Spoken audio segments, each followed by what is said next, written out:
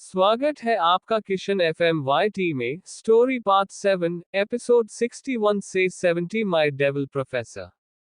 कंदन को साधना को ऐसे देखते हुए मजा आ रहा था, पर फिर साधना ने मुंह बनाते हुए कहा, छोड़िए मुझे नहीं करनी आपसे बात। कंदन साधना की कमर पर अपनी पकड़ कसते हुए बोला, अच्छा ठीक है मेरी माँ, बताओ क्या चाहिए। मैं तुम्हें वो सब ला के दूंगा जिसकी तुम डिमांड करोगी। उसकी बात पर साधना के चेहरे पर एक मुस्कान खिल गई थी। उसने मुस्कुराते हुए कहा, सच में आप मुझे सब ला के देंगे, मेरी सारी डिमांड पूरी करेंगे। कंदन उसे देखते हुए चुपचाप हाँ में सिर हिला दिया। बस फिर क्या था, साधना ने अपनी एक लंबी चौड़ी डिमांड की लिस्ट कंदन को सुना डाली, जिसे कंदन बहुत ही गौर से सुन रहा था और उसकी बच्चों जैसी डिमांड्स पर उसे हंसी भी आ रही थी।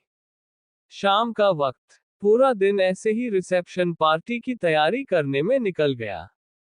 आज रात की पार्टी थी तो सब लोग अब रेडी हो रहे थे। वहीं कुछ ही देर में सारे मेहमान आने वाले थे क्योंकि पार्टी का टाइम हो गया था। कुछ ही देर में ऑल इंडिया से और फोन से भी बड़े बड़े बिजनेसमैन इस पार्टी में पहुंचे हुए थे। भले ही पार्टी एक शॉर्ट नोटिस पर तय हुई थी, पर कोई भी इस पार्टी को मिस नहीं करना चाहता था। इधर साधना अपने रूम में रेडी हो रही थी। ब्यूटिशियन ने उसे प्रॉपर रेडी कर दिया था, जिसके बाद वो यहाँ से चली गई थी। वहीं कंदन अभी भी क्लोजेट में था और वो अभी रेडी हो रहा था। कंदन कुछ पल बाद ब्लैक कलर के 3 पीस सूट में क्लोजेट से बाहर आया। रूम में आते ही उसकी नजर साधना पर ठहर सी गई, जिसने गोल्डन कलर का एक गाउन पहना हुआ था। वो गाउन रिसेप्शन पार्टी के लिए बहुत ही खूब था। उसके साथ साधना ने बहुत ही लाइट वेट की ज्वेलरी कैरी की हुई थी। उसके बाल कर के खुले छोड़े हुए थे। चेहरे पर नॉर्मल ब्राइडल मेकअप था। साधना बला की खूबसूरत लग रही थी। कंदन ने अपने कदम साधना की तरफ बढ़ा दिए और पीछे से उसे बैठा कर लिया। उसकी इस हरकत पर साधना मुस्कुरा दी। उसने पीछे मुड़कर कंदन को देखा और उसे देखते ही उसके दिल की धड़कनें शोर करने लगी थी। अब साधना और कंदन दोनों के फेस काफी करीब थे। दोनों को एक दूसरे की गर्म सांसें अपने चेहरे पर महसूस हो रही थी। कंदन ने साधना को कमर से पकड़ते हुए अपने और पास खींच लिया और उसकी आंखों में देखते हुए बोला, लुकिंग वेरी हॉट। कहकर उसने साधना के हल्के विजिबल होते क्लीवेज पर अपने होठ रख दिए और पीछे हट गया। यहाँ साधना को समझ नहीं आ रहा था कि वो क्या करे, कैसे रिएक्ट करे। वो तो बस ब्लश करने में लगी हुई थी और कंदन उसके लाल होते चेहरे को देख रहा था। कंदन ने साधना की तरफ अपना हाथ बढ़ा दिया तो साधना ने भी उसका हाथ थाम लिया। कंदन और साधना एक दूसरे का हाथ थामे हुए महल के गार्डन एरिया में पहुंचे।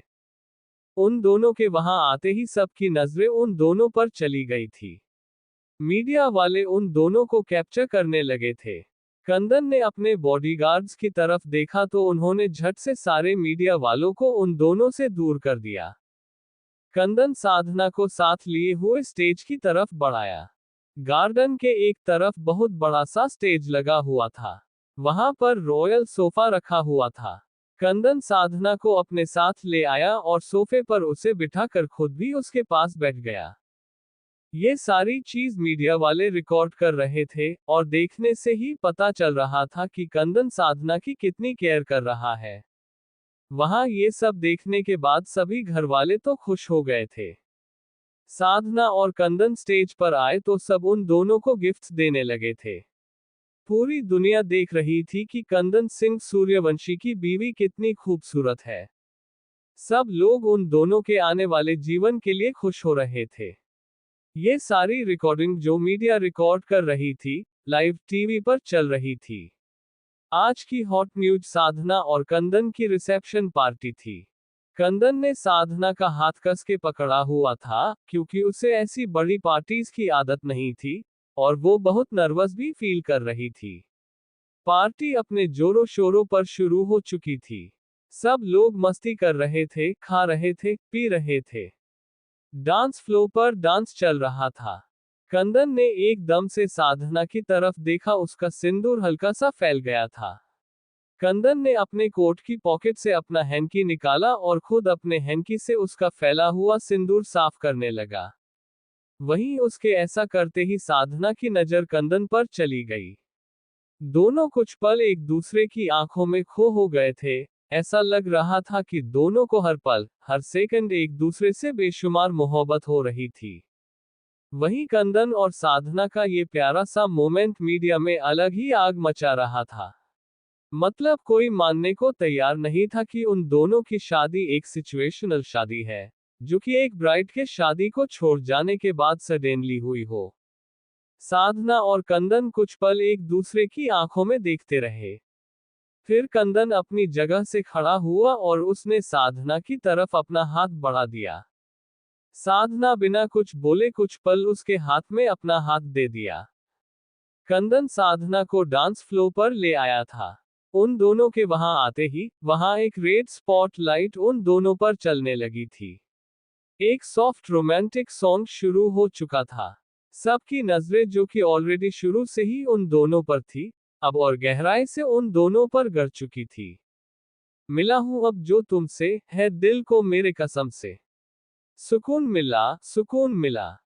कंदन के हाथ साधना की कमर पर थे और साधना के हाथ कंदन के शोल्डर पर। उन दोनों को देखते हुए सब लोग जोर जोर से हूटिंग करने लगे थे। तुझे है पाया रब से, है दिल को मेरे कसम से। सुकून मिला, सुकून मिला। कंदन ने हल्का सा साधना को अपने से दूर किया और फिर उसे अपने करीब खींच लिया। एक बार फिर से वो दोनों बेहद करीब थे। कंदन के हाथ में साधना का एक हाथ और उसका दूसरा हाथ साधना की कमर पर था। वहीं साधना का एक हाथ कंदन के हाथ में था और दूसरा कंदन के एक शोल्डर पर। हर पल हंसी सा हुआ है, सांसों को तूने छुआ है, बड़ी तुझसे नजदीकियां। सुकून मिला, सुकून मिला। दोनों एक दूसरे की आंखों में देखते हुए अपने पैरों को एक साथ आगे और एक साथ पीछे करते हुए थिरक रहे थे। कंदन ने एक बार फिर से साधना को अपने से हल्का सा दूर किया, पर दोनों ने एक दूसरे का एक हाथ अभी भी पकड़ा हुआ था और उन दोनों का दूसरा हाथ उन्होंने अपनी अपनी लोअर बैक पर फोल्ड कर लिया था। मिला हूं अब जो तुमसे, है दिल को मेरे कसम से। सुकून मिला, सुकून मिला। दोनों ने साइड बदली और एक दूसरे की जगह पर घूम के चले आए।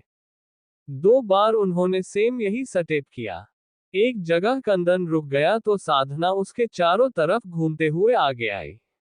साधना के बैक कंदन के तरफ थी। जब से जुड़ा है तुझसे जिया, चैन ओ करार दिल को मिला। जब से जुड़ा है तुझसे जिया, चैन ओ करार दिल को मिला। कंदन ने पीछे से साधना की कमर पर हाथ रखा और उसे एक तरफ को गिराया और खुद उसके ऊपर झुक गया।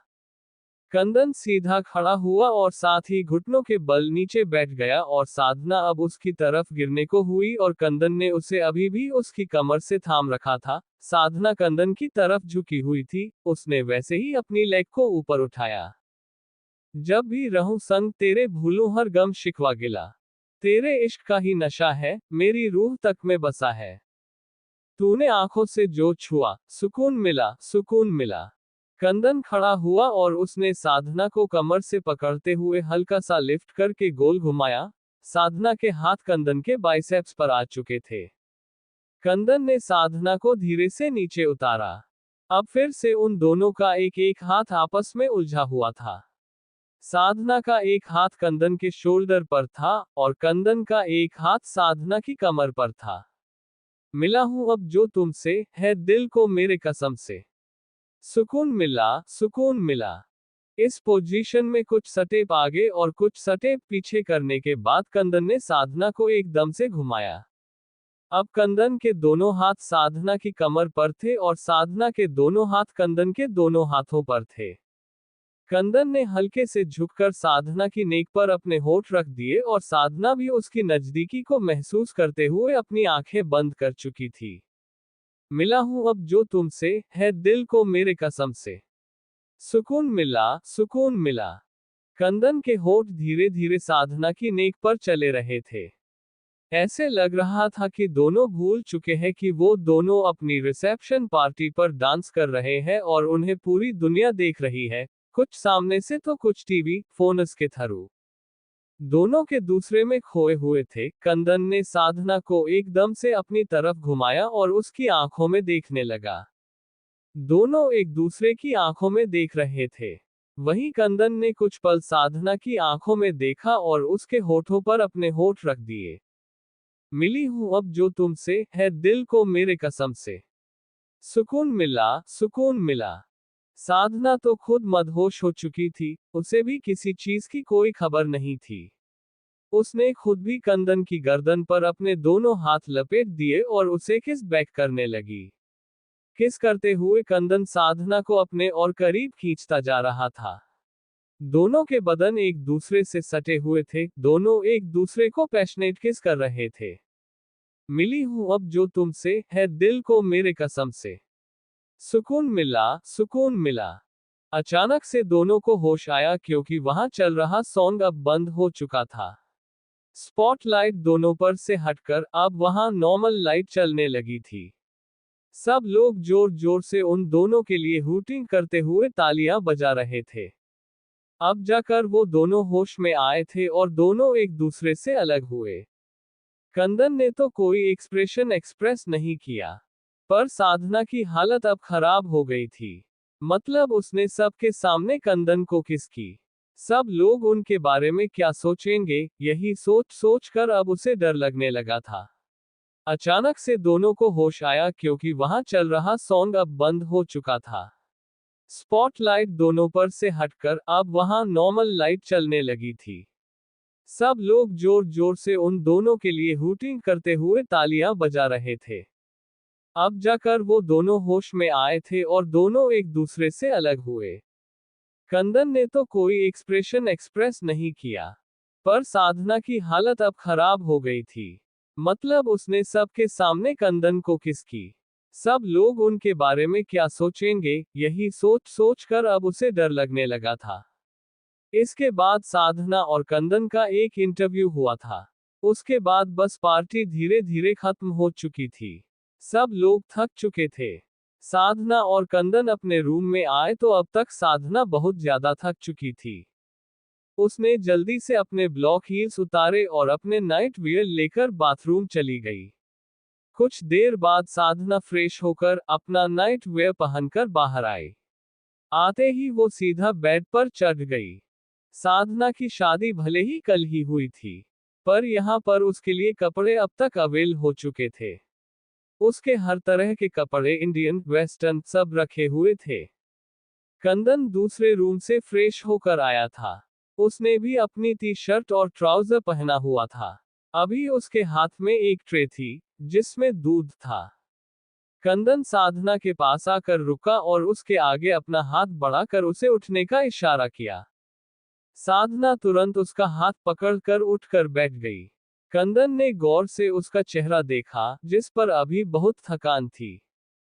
कंदन ने साधना के सामने दूध का गिलास कर दिया। साधना ने जब देखा कि उस गिलास में दूध है, उसने मुंह बनाते हुए कहा, सर, मुझे ये नहीं पीना, प्लीज। कंदन ने साधना को घूरते हुए कहा, यहां तुम्हारी एक नहीं चलने वाली। शादी के चक्कर में तुम्हें अपने खाने पीने का जरा भी होश नहीं है। जल्दी से इसे फिनिश करो, वो भी बिना किसी ड्रामे के। साधना ने कुछ पल आड़ा टेढ़ा मुंह बनाया, फिर उसने दूध का गिलास कंदन से लेकर पीना शुरू कर दिया। कंदन कुछ पल उसे देखता रहा, फिर वो भी साधना के बगल में आकर लेट गया। साधना भी दूध फिनिश करने के बाद लेट चुकी थी। उसकी पीठ अभी कंदन की तरफ थी। कंदन ने पीछे से उसे अपनी बाहों में भरते हुए कहा, स्लीप टाइट। कल सुबह हम दोनों कहीं जाने वाले हैं। साधना ने तुरंत कंदन की तरफ मुड़कर कहा, कहाँ जाने वाले हैं हम? कंदन ने साधना की गाल को हल्का सा सहलाते हुए कहा, सरप्राइज है, बाबी।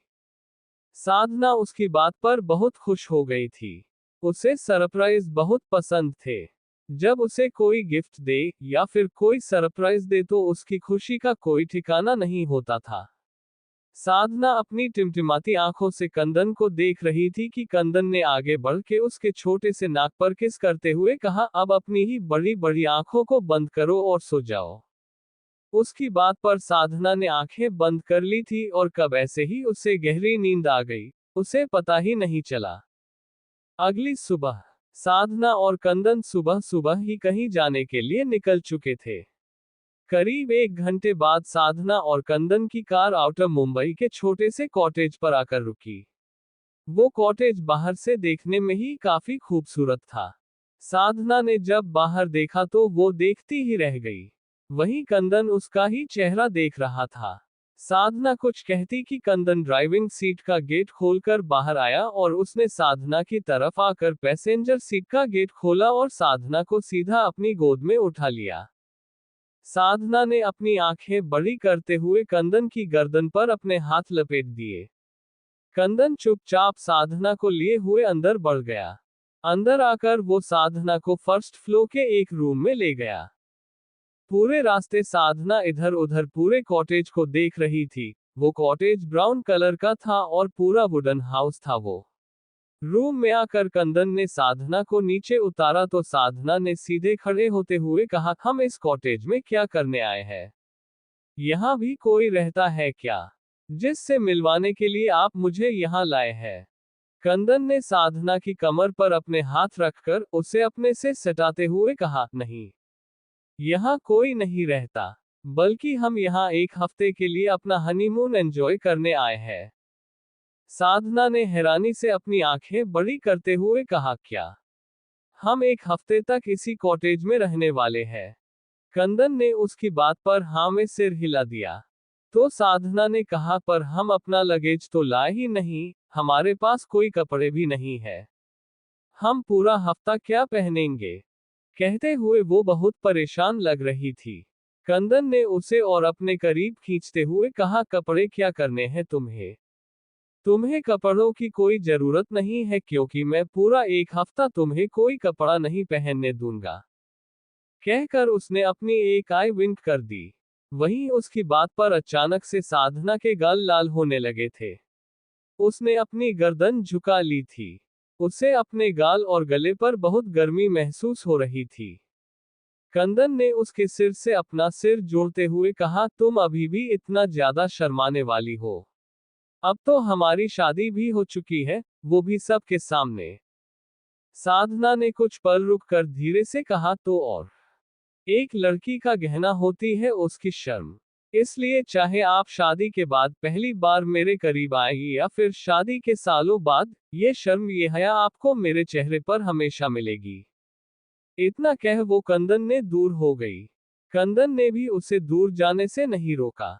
बस उसने धीरे से कहा, and I like the way you blush. उसकी बात पर साधना मुस्कुरा दी।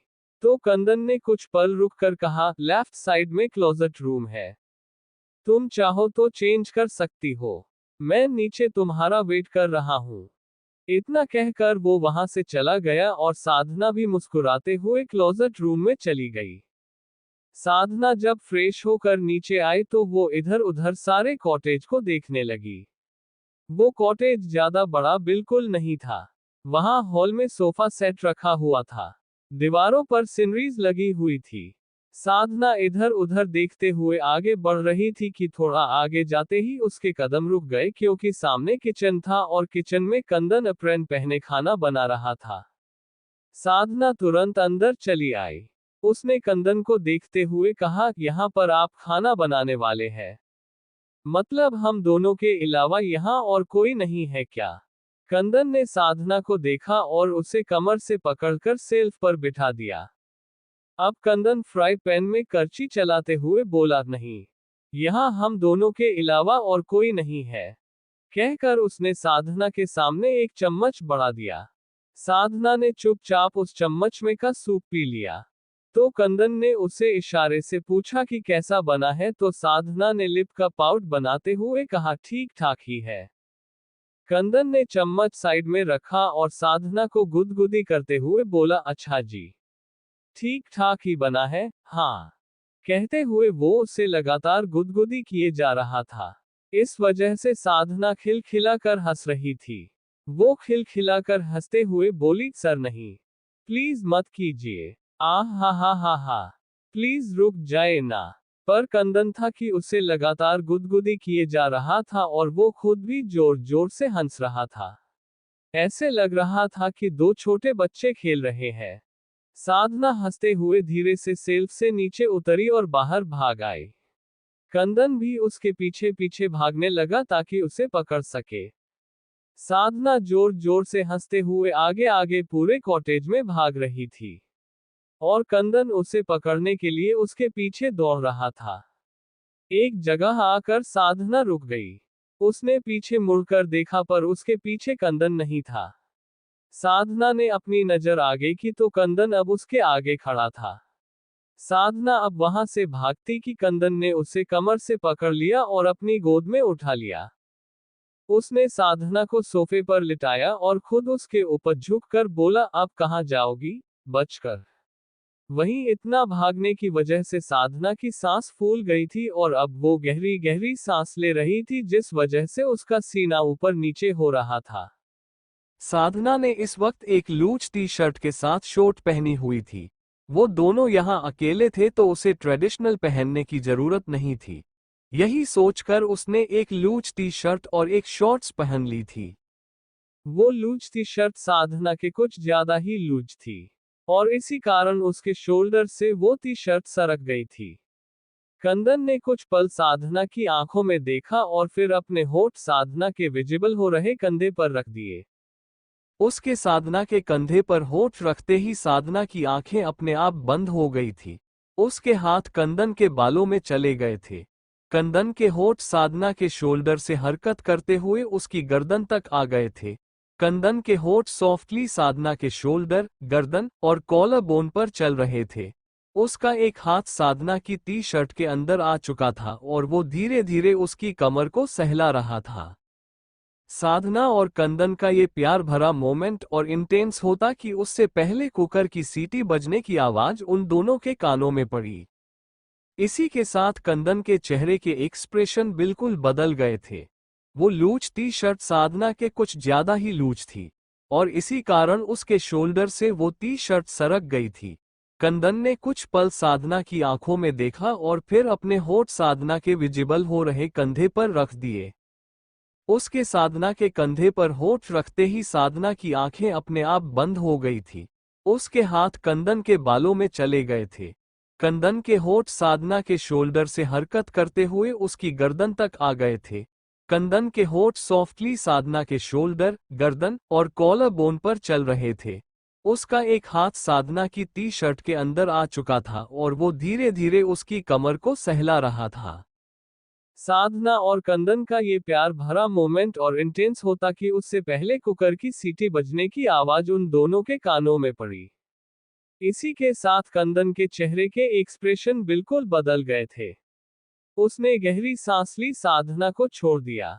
वहीं उसके ऐसे एक्सप्रेशन देखकर साधना की हंसी छूट गई थी। एक बार फिर से वो खिलखिलाकर हंसने लगी थी। उसे ऐसे अपने ऊपर हंसते देख कंदन ने उसे घूरते हुए कहा, बहुत हंसी आ रही है ना मुझ पर। आज रात तुम्हें चीखने चिल्लाने और रोने पर मजबूर नहीं किया तो मेरा नाम भी कंदन सिंह सूर्यवंशी नहीं। इतना कहकर वह साधना के ऊपर से उठा और सीधा किचन की तरफ चला गया। वहीं अब साधना जो कब से कंदन की हालत पर हंस रही थी उसे अब अपनी हालत के लिए डर लग रहा था। कुछ देर बाद उन दोनों का खाना डाइनिंग टेबल पर लगा हुआ था जो कि खुद कंदन ने ही लगाया था। वहां पर उन दोनों के अलावा कोई और नहीं था तो जाहिर सी बात थी कि खाना बनाना, सर्व करना, बर्तन धोना ये सारे काम उन दोनों को ही करने थे। साधना डाइनिंग टेबल पर आराम से बैठी हुई थी और कंदन उसे खाना सर्व कर रहा था। कंदन ने साधना के फेवरेट फ्राइड राइस बनाए थे, साथ में राजमा थे। एक अलग सब्जी के नाम पर उसने पालक पनीर बनाया था। साथ ही टेबल पर सूप और जूस, लस्सी सब कुछ रखा हुआ था ताकि जो भी साधना का मन करे वो खा सके। साधना ने मुस्कुराते हुए कहा, वाओ, आपके हाथ के फ्राइड राइस, राजमा चावल, पालक पनीर फिर उसने एक बाइट पालक पनीर के साथ खाए और उसे चबाते हुए बोली, वाओ, आप कितना अच्छा खाना बनाते हो। Yum, it's so delicious. Kandan उसकी बात पर बस मुस्कुरा दिया और खुद भी खाना खाने लगा। कुछ देर बाद खाना फिनिश करने के बाद साधना ने अपने पेट पर हाथ रखते हुए कहा, आह, मजा आ गया। मुझे लगता है एक हफ्ते तक मैं आपके हाथ का खाना खाऊंगी, और यकीन मानो सर, बहुत मजा आएगा। फिर कुछ पल रुककर बोली, सर आपको पता है, मुझे लगता था कि जैसे मैं फ्राइड राइस बनाती हूँ वैसे तो कोई बना ही नहीं सकता। बट जब से आपके हाथ के बने हुए फ्राइड राइस खाए हैं तो सच में ऐसा लग रहा है कि मैं गलत थी। अपनी बात कह साधना हल्के से मुस्कुरा दी। वहीं कंदन उसकी बात पर उसे देखने लगा था। साधना को नहीं पता था कि कंदन ने स्पेशल ये फ्राइड राइस उसके लिए सीखे थे, बल्कि उसने प्रॉपर कुकिंग क्लासेस ली थी सिर्फ और सिर्फ साधना के लिए, ताकि वो उसे अपने हाथ से बनाकर खाना खिला सके। उसे पता था कि साधना एक फूडी लड़की है, उसे खाने पीने का बहुत शौक है। बस उसके इसी शौक के चलते कंदन ने कुकिंग क्लासेस ली थी। कुछ देर बाद उन दोनों का खाना हो चुका था और अभी दोपहर के करीब 1 बजे थे। साधना और कंदन ने मिलकर किचन क्लीन की और साथ ही साथ दोनों मस्ती भी कर रहे थे। आज का उनका पूरा दिन कॉटेज को सेट करने में निकल गया था। वैसे तो पूरा कॉटेज पहले से साफ सुथरा और वेल सेटल था, पर साधना को उसमें कुछ चेंजेस करने थे, इसलिए कंदन भी उसके साथ लगा हुआ था। सही मायने में तो ये उनका असली हनीमून होने वाला था, जहां पर वो दोनों पूरे 1 हफ्ते सिर्फ और सिर्फ एक दूसरे के साथ टाइम बिताने वाले थे, एक normal middle class husband wife की तरह। एक छोटा सा घर जिसमें एक कपल रहता हो। दोनों हंसते मुस्कुराते एक साथ अपना पूरा दिन बिताए। एक दूसरे की काम में हेल्प करें, एक दूसरे को प्यार करें, एक दूसरे को जाने। इस 1 हफ्ते में उनकी लाइफ में कोई फैमिली नहीं थी, कोई कॉलेज नहीं था, ना ही कोई बिजनेस था तो सिर्फ उन दोनों का आपसी प्यार, और वही उन दोनों के सब कुछ था।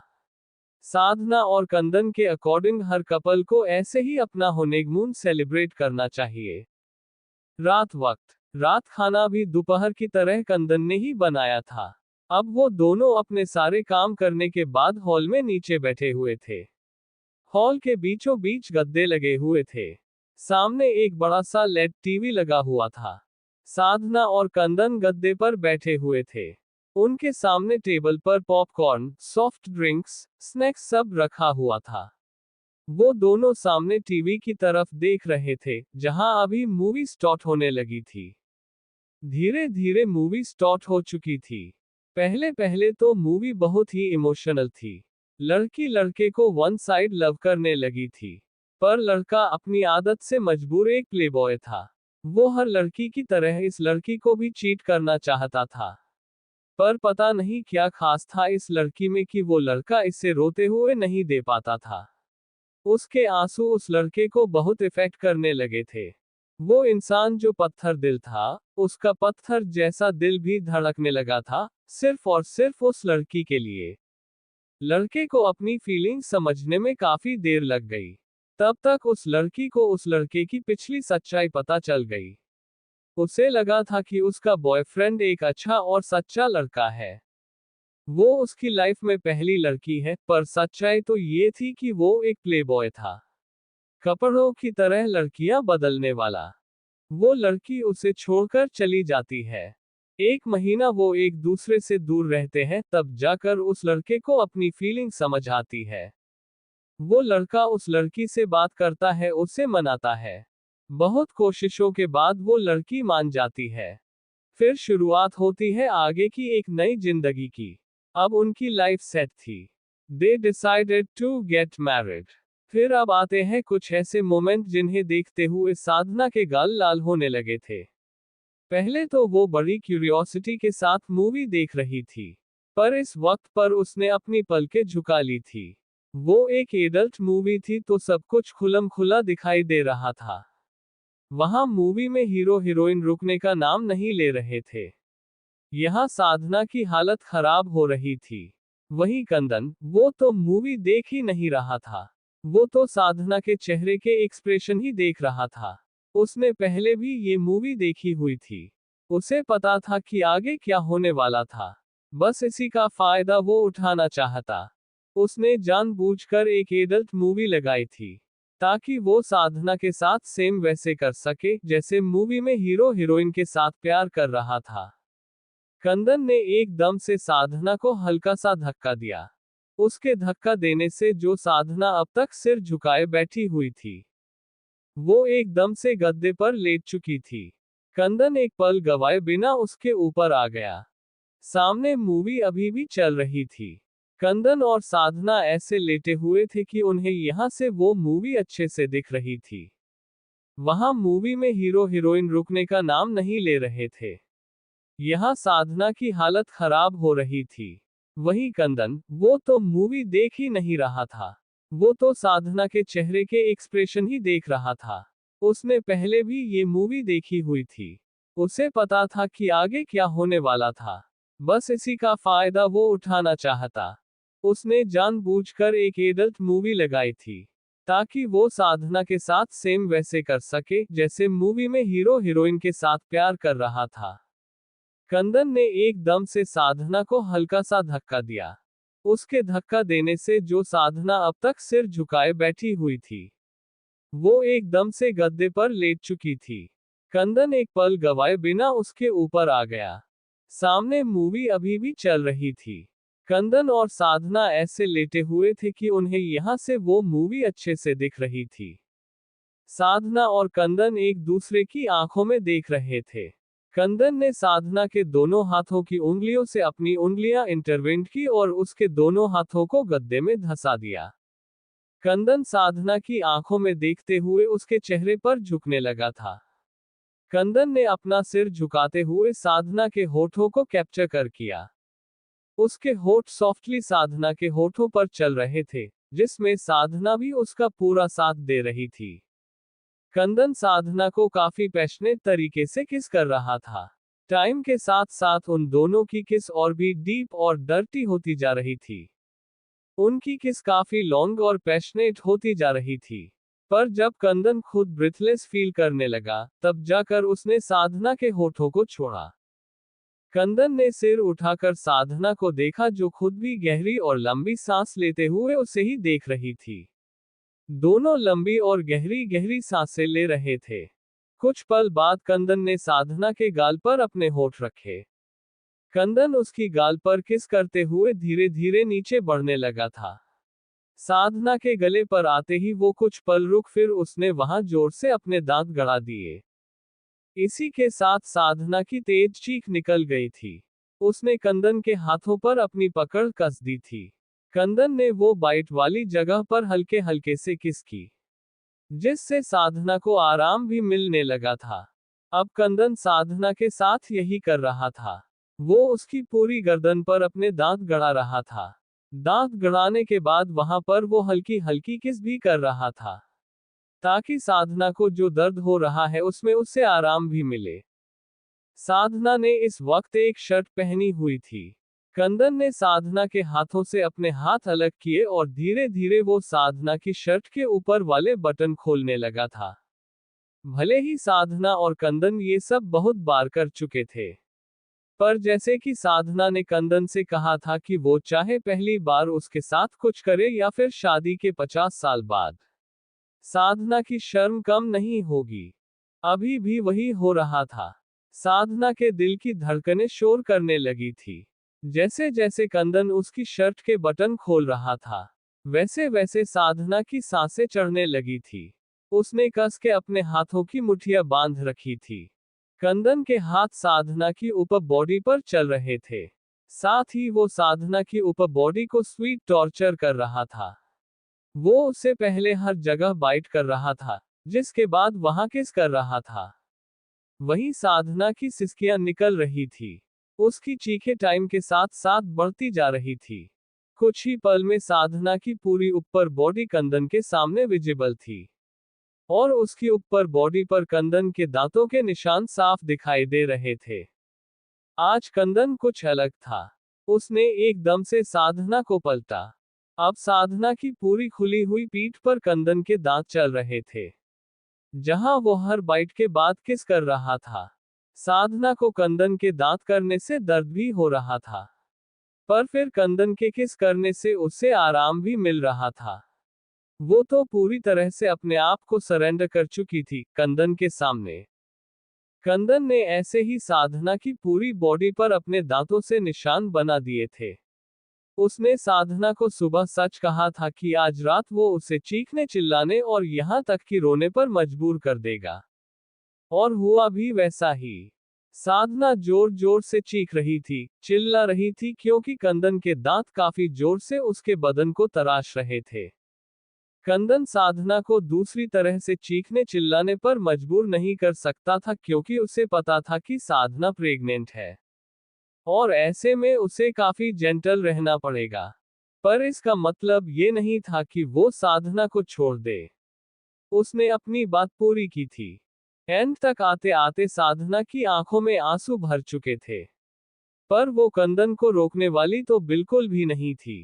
कंदन साधना के ऊपर से खड़ा हुआ। उसने अपनी टी शर्ट और ट्राउजर साथ में बॉक्सर निकालकर साइड में रख दिया। साधना ऑलरेडी उसके सामने बेलिबास थी। कंदन एक बार फिर से साधना के ऊपर आया और उसके होठों पर झुकते हुए उसने एक बार फिर से उसके होठों को अपने कब्जे में ले लिया। दोनों के होठ, हाथ, यहां तक कि पूरा बदन आपस में जुड़ा हुआ था। कंदन ने साधना की लेग को हल्का सा ऊपर उठाया और उसमें एंटर कर गया। कुछ ही पलों में वहां एक उन दोनों की सिसकियों और गहरी सांसों की आवाज आ रही थी। कंदन और साधना एक दूसरे में मस्त हो चुके थे। मूवी को अपना एंड मिल चुका था तो वो भी खत्म हो चुकी थी। पर वहां हॉल में साधना और कंदन का रोमांटिक सीन चल रहा था। कंदन और साधना आराम से हॉल में लगे पड़े थे, क्योंकि वहां कोई आने वाला नहीं था। अगली सुबह साधना और कंदन अभी भी हॉल में ही सोए पड़े थे। असल में वो लोग रात को काफी लेट सोए थे, तो बस अभी दोनों में से कोई नहीं उठा था। साधना कंदन दोनों को एक वाइट चादर ने ढक रखा था। वो एक छोटा सा घर था जो कि आउटर मुंबई की वादियों में था। आसपास कोई नहीं था सिवाय घने जंगल के। बाहर से छनती हुई धूप खिड़की के जरिए उन दोनों पर पड़ रही थी।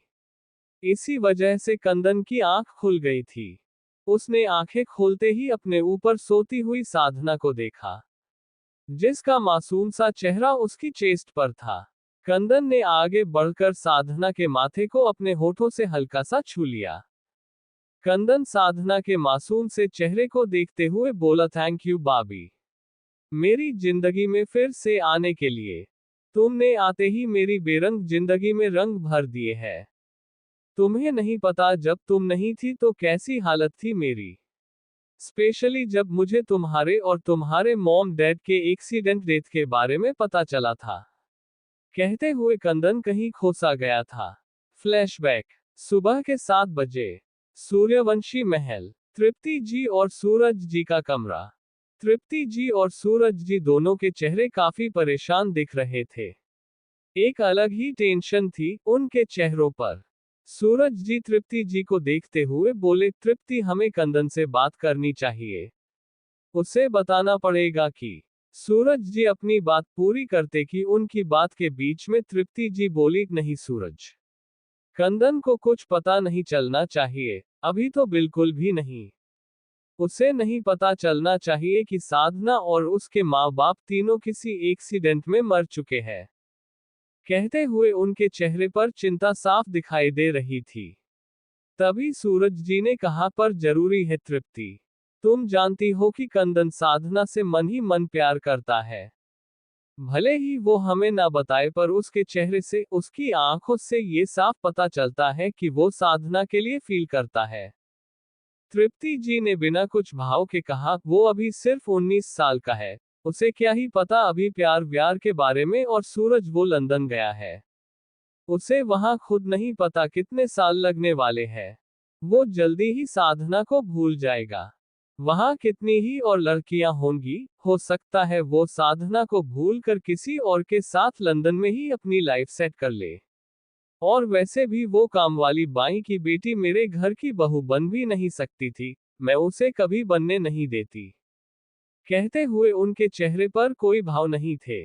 सूरज जी ने एक गहरी सांस ली और वो बेड से उठकर अपना कुर्ता पहनकर महल से बाहर चले गए।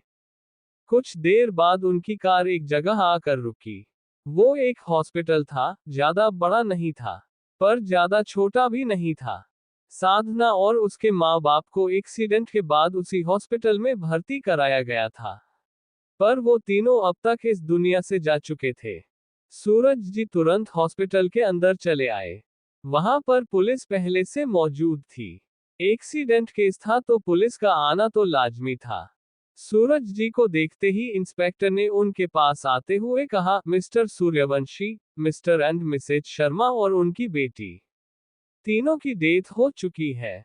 अगर आप एक बार उन्हें देखना चाहते हैं तो चलिए मैं दिखा देता हूं। सूरज जी इंस्पेक्टर के पीछे एक हॉस्पिटल रूम में चले आए। उस रूम में 3 बेड थे और तीनों पर जो इंसान थे वो लाशें थी। इंस्पेक्टर ने अपने कांस्टेबल को इशारा किया तो उसने उन तीनों के चेहरों से कपड़ा हटा दिया। कपड़ा हटते ही सूरज जी की नजर उन लाशों पर चली गई। 3 लाशें थी, जो कि खून से लथपथ थी। उनका चेहरा काफी क्लियरली दिखाई दे रहा था।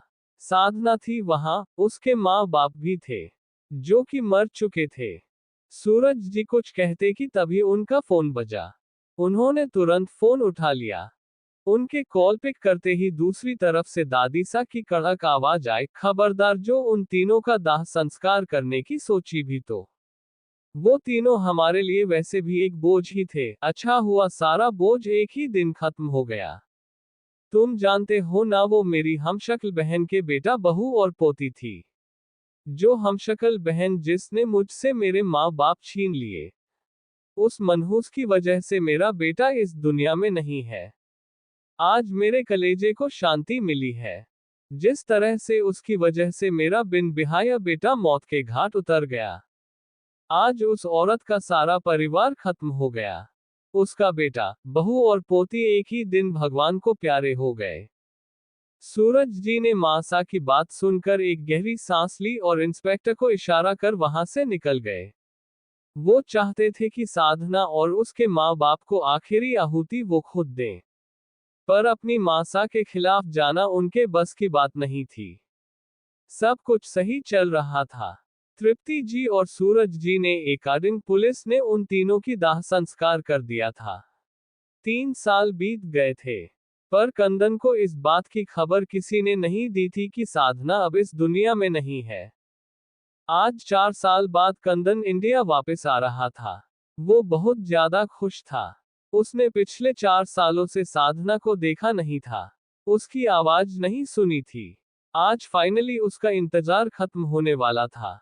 सूर्यवंशी महल किसी दुल्हन की तरह सजाया गया था, क्योंकि सूर्यवंशियों का बड़ा पोता इतने सालों बाद लंदन से पढ़ाई पूरी करके वापस आ रहा था। कुछ ही देर में कंदन की गाड़ी सूर्यवंशी महल के बाहर आकर रुकी। वो गाड़ी से बाहर आया और खुशी खुशी महल के मेन गेट के पास चला आया। सामने तृप्ति जी अपने हाथ में पूजा की थाली लिए खड़ी थी। उन्होंने अपनी आंखों में खुशी के आंसू लिए हुए अपने बेटे की आरती की। कंदन तुरंत तृप्ति जी के गले लग गया। बहुत प्यार करता था वो अपनी मॉम से। कंदन ने तृप्ति जी के आंसू पोंछे और कहा, मां मैं घर वापस आ गया हूँ। कहीं जा थोड़ी रहा हूँ जो आप ऐसे रो रही हैं। तृप्ति जी ने लंबी गहरी सांस लेकर कहा, हमें पता है कि तुम घर वापस आ गए हो और ये उसी की खुशी के आंसू हैं। पूरे घर में खुशियां ही खुशियां थी। कंदन की आने की खुशी में आज रात को एक वेलकम पार्टी ऑर्गेनाइज की गई थी। साथ ही आज ही सूरज जी कंदन को सूर्यवंशी इंडस्ट्रीज का सीईओ अनाउंस करने वाले थे। कंदन जब से आया था वो साधना को ढूंढ रहा था। अब उससे और वेट नहीं हो रहा था। उसे साधना को देखना था, उसे हक करना था। पर साधना पूरे महल में कहीं भी दिखाई नहीं दे रही थी। इवन उसके पेरेंट्स भी महल में कहीं दिख नहीं रहे थे। कंदन ने अपने घर वालों से पूछना चाहा, पर सब लोग उसकी वेलकम पार्टी की तैयारी करने में बिजी हो गए थे। हार कर कंदन भी पार्टी के लिए रेडी होने लगा था। कंदन अपने 3 पीस फॉर्मल सूट में रेडी होकर रूम से बाहर निकला। कंदन कॉरिडोर से होते हुए नीचे जा रहा था कि तभी उसकी नजर तृप्ति जी और सूरज जी के कमरे की तरफ चली गई। कंदन मुस्कुराते हुए कुछ बोलने ही वाला था कि तभी उसे तृप्ति जी और सूरज जी की बातें सुनाई दी। तृप्ति जी थोड़ी तेज आवाज में बोली, सूरज आप क्यों जिद कर रहे हैं? कंदन इतने सालों बाद घर आया है और आप उसे उस लड़की और उसके परिवार के बारे में बताना चाहते हैं। अरे मर गए तो मर गए वो लोग। मेरे बेटे की जिंदगी वैसे भी उस मनहूस साधना की वजह से हो ही जाती। शुक्र है वो खुद इस दुनिया से चली गई, नहीं तो मैं खुद ही उसे भगवान के पास भेज देती। सूरज जी कुछ कहते कि तृप्ति जी ने कहा, बस बहुत हुआ। मैंने बोल दिया ना कि उस साधना की बात नहीं करेंगे हम। आज मेरे बेटे की वेलकम पार्टी है तो हम बस एंजॉय करेंगे। तभी सूरज जी ने गहरी सांस लेकर कहा, अगर कंदन ने साधना या उसके परिवार के बारे में कुछ पूछा तो हम क्या कहेंगे? तृप्ति जी ने बेफिक्री से कहा, सूरज, पहली बात तो सुबह से रात हो चली कंदन ने उस लड़की या उसके परिवार का जिक्र नहीं किया। हो सकता है इतने सालों में वो उसे भूल गया हो। और वैसे भी अगर वो कुछ पूछेगा भी तो कह देंगे कि वो मर गए, बस सिंपल। तृप्ति जी और सूरज जी बिना किसी चीज पर ध्यान दिए बातें कर रहे थे। इधर कंदन की आंखों में आंसू थे। वो तुरंत वहां से निकल गया। वो महल से निकलकर अपनी गाड़ी में बैठा और उसने अपनी गाड़ी आगे बढ़ा दी। उसकी आंखों में आंसू थे, शायद पहली और आखिरी बार उसकी आंखों से आंसू निकले थे। कंदन बचपन से ही बहुत स्ट्रॉन्ग था। वो बहुत गुस्सा करता था, पर कभी रोया नहीं था वो। और ना ही उस रात के बाद वो कभी रोया था। उसने अपनी फैमिली से दिल से सारे रिश्ते तोड़ लिए थे। अपने आप को और भी ज्यादा कठोर बना लिया था उसने। पर कंदन ने ये नहीं माना था कि साधना नहीं है। उसका मन कहता था कि वो जिंदा है। बस उसके बाद से उसने साधना को ढूंढने की हर नामुमकिन कोशिश कर ली थी, पर साधना उसे मिली नहीं थी। फ्लैशबैक एंड तृप्ति जी और सूरज जी बिना किसी चीज पर ध्यान दिए बातें कर रहे थे। इधर कंदन की आंखों में आंसू थे। वो तुरंत वहां से निकल गया। वो महल से निकलकर अपनी गाड़ी में बैठा और उसने अपनी गाड़ी आगे बढ़ा दी। उसकी आंखों में आंसू थे, शायद पहली और आखिरी बार उसकी आंखों से आंसू निकले थे। कंदन बचपन से ही बहुत स्ट्रॉन्ग था। वो बहुत गुस्सा करता था, पर कभी रोया नहीं था वो। और ना ही उस रात के बाद वो कभी रोया था। उसने अपनी फैमिली से दिल से सारे रिश्ते तोड़ लिए थे। अपने आप को और भी ज्यादा कठोर बना लिया था उसने। पर कंदन ने ये नहीं माना था कि साधना नहीं है। उसका मन कहता था कि वो जिंदा है। बस उसके बाद से उसने साधना को ढूंढने की हर नामुमकिन कोशिश कर ली थी, पर साधना उसे मिली नहीं थी। फ्लैशबैक एंड सर आप उठ गए हैं क्या? साधना की ये बात सुनकर कंदन एकदम से होश में आया। उसने आंखें खोलकर देखा तो साधना अपनी मासूम आंखों से उसे ही देख रही थी। अभी साधना ने अपने सीने तक चादर कवर कर रही थी, पर उसकी नेक कंदन को अच्छे से दिखाई दे रही थी। उसकी नेक को देखकर कंदन के होठों पर एक मुस्कान दौड़ गई। साधना की पूरी नेक हिकीच से भरी पड़ी थी। हर एक इंच पर कंदन के दांतों के निशान थे। कंदन के होठों की स्माइल साधना ने देखी। फिर उसने कंदन की नजरों की पीछा किया तो देख कि वो तो उसकी नेक हिकीच को देखकर खुश हो रहा है। साधना ने अपनी चादर संभाली और कंदन के बगल से उठकर वो कंदन के ऊपर बैठ गई। कंदन अभी सीधा लेटा हुआ था, साधना की तरह उसने भी कुछ नहीं पहना था। साधना के कंदन के ऊपर बैठते ही कंदन ने अपनी आंखें बंद कर ली थी। साधना ने कंदन को घूरते हुए कहा, आपको बहुत हंसी आ रही है ना मेरी हालत पर? कल रात आपने मुझे कितना खाया? मैं कोई खाने की चीज थोड़ी हूं जिसे आप दांतों से खा रहे थे। अब सुबह मेरे ऊपर हंस भी रहे हो। साधना को ख्याल ही नहीं था कि अभी वो कहाँ बैठी है। वो तो बस कंदन को सुनाने में लगी पड़ी थी। कंदन ने अपनी आंखें खोली और साधना को देखते हुए उसने उसकी कमर पर हाथ रखते हुए कहा, तुम चाहती हो कि जो कल रात को हुआ वो अब दोबारा भी हो? साधना ने कंफ्यूजन से कहा, मैं क्यों ऐसा चाहूंगी भला। हाँ पर। इतना कहते ही साधना को कुछ फील हुआ। उसकी आंखें हैरानी से फैल गई। अब जाकर उसे एहसास हुआ कि उसे कंदन के ऊपर ऐसे नहीं बैठना चाहिए था। साधना ने तुरंत कंदन के ऊपर से उठना चाहा, पर कंदन ने उसकी कमर पर अपने हाथों को कसते हुए कहा, नो बाबी। तुम सोच भी कैसे सकती हो कि सोए हुए शेर को जगाने के बाद तुम बचकर उसके पिंजरे से बाहर निकल सकती हो। साधना ने अपनी चादर पर पकड़ कसते हुए कहा, आई एम सॉरी सर, पर मैंने कुछ भी जानबूझकर नहीं किया।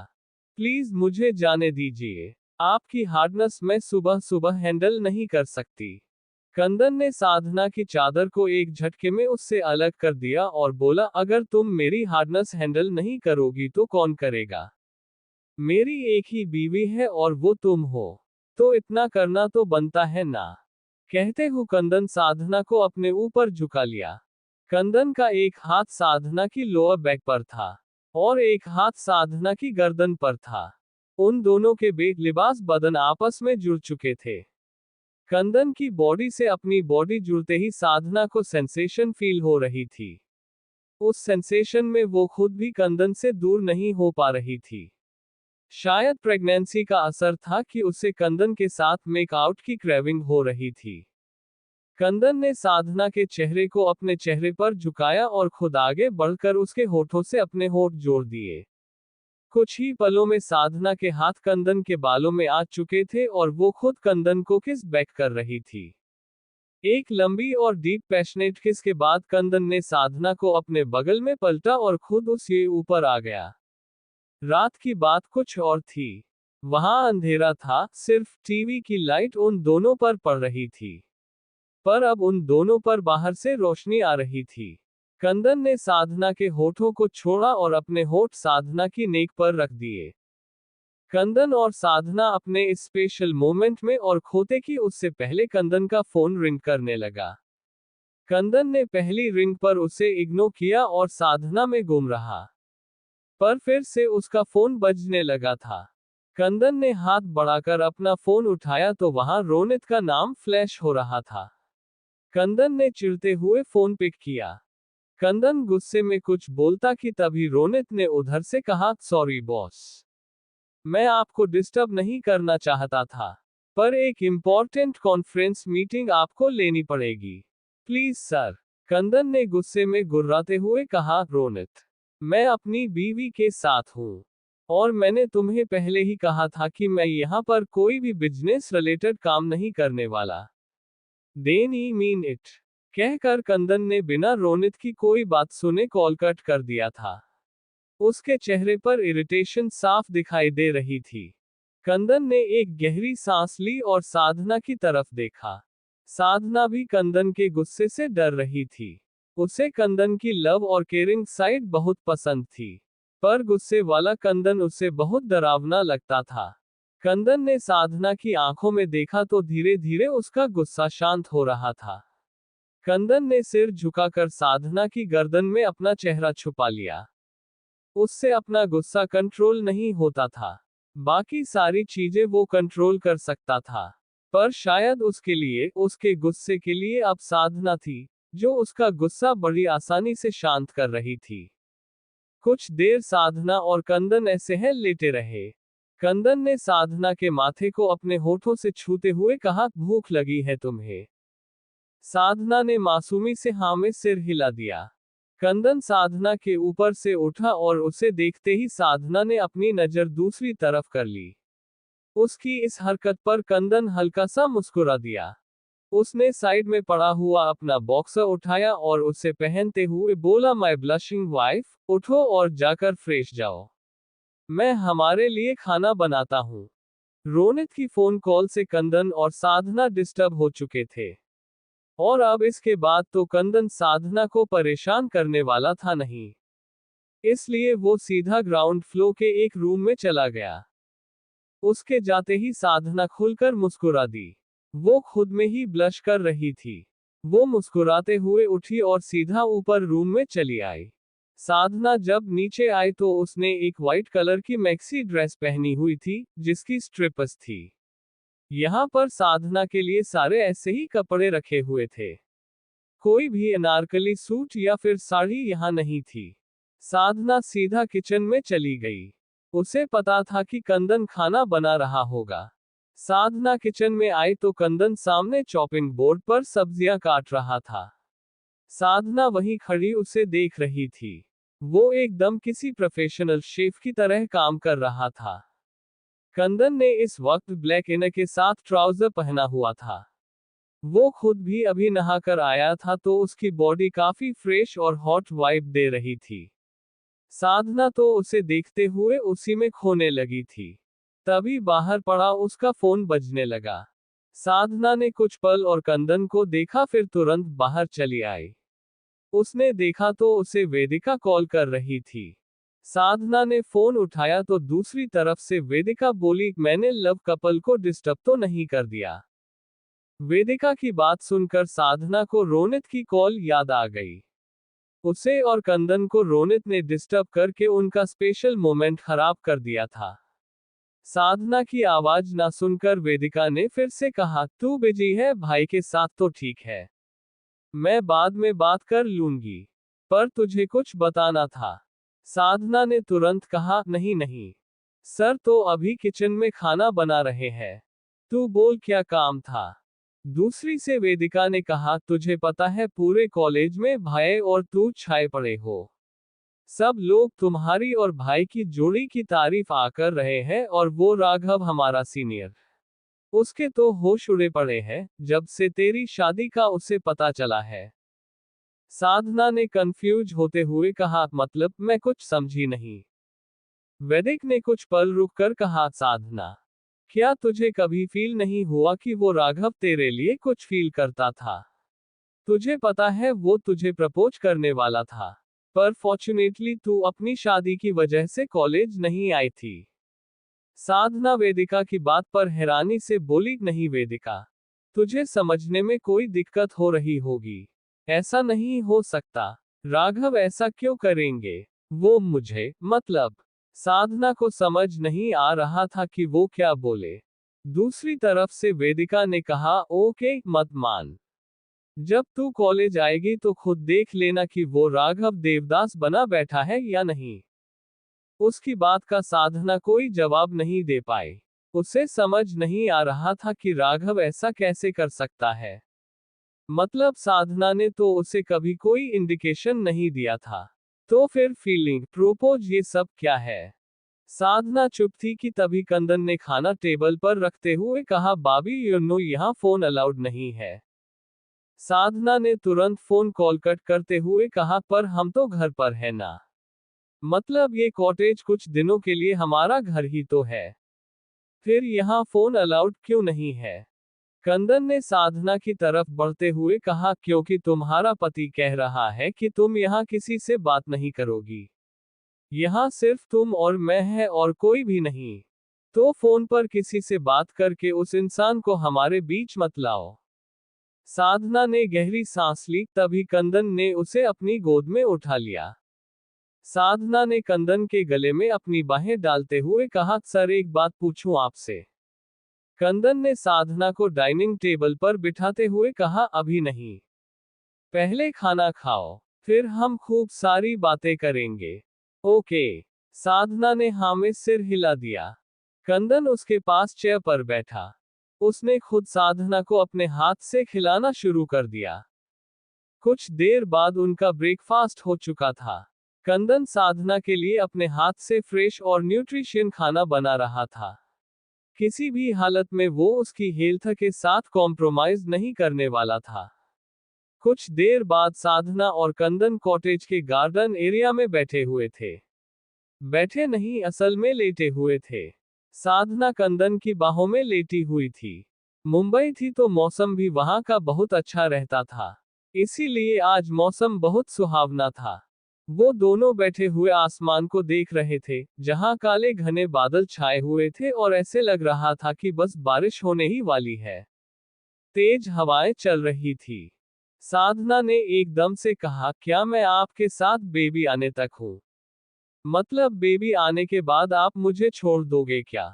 कुछ देर बाद उनका ब्रेकफास्ट हो चुका था।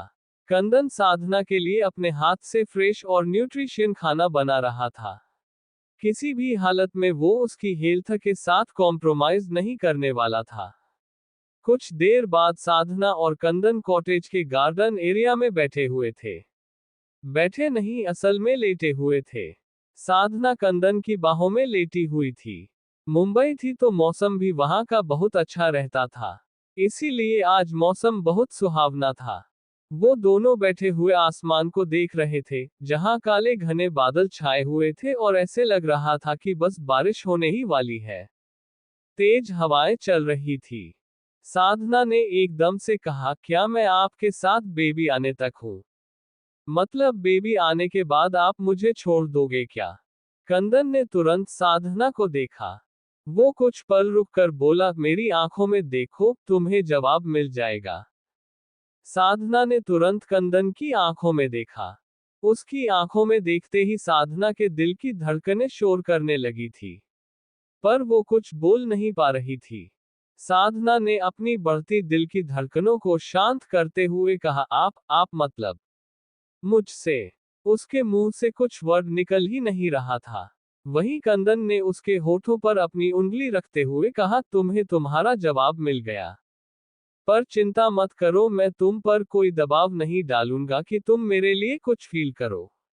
पर एक बात तो तय है कि तुम्हें कभी खुद से दूर नहीं जाने दूंगा। तुम्हारी मर्जी हो चाहे ना हो, रहना तुम्हें जिंदगी भर मेरे साथ ही पड़ेगा। कंदन की बातें ऐसी थी कि साधना के दिल की धड़कनें बढ़ती जा रही थी। उसने कुछ ही पल कंदन की आंखों में देखा, फिर उसने अपनी नजरें दूसरी तरफ कर ली। दोनों तरफ शांति थी। दोनों में से कोई कुछ बोल नहीं रहा था। कंदन साधना को देख रहा था, जो आगे को फेस किए सामने देख रही थी। साधना ने धीरे से कहा, मुझे आपसे आपके बारे में जानना है। आप तो बहुत अच्छे से मुझे जानते हैं। आपको मेरी पसंद नापसंद सब कुछ पता है। बस मुझे ही आपके बारे में कुछ नहीं पता। कंदन ने साधना के बालों में अपनी उंगलियां चलाते हुए कहा, पूछो तुम्हें क्या जानना है, मैं तुम्हें सब बताऊंगा। साधना ने कुछ पल रुककर कहा, आपकी एज कितनी है? और आप मुझे बताओ, आपको खाने में क्या क्या पसंद है? आपका फेवरेट कलर कौन सा है? फेवरेट मूवी, फेवरेट गेम, आपकी हॉबीज एचसी सब कुछ। कंदन साधना के ऐसे बच्चों वाले सवाल सुनकर मुस्कुरा दिया। वो साधना उसके सारे सवालों के जवाब दे रहा था।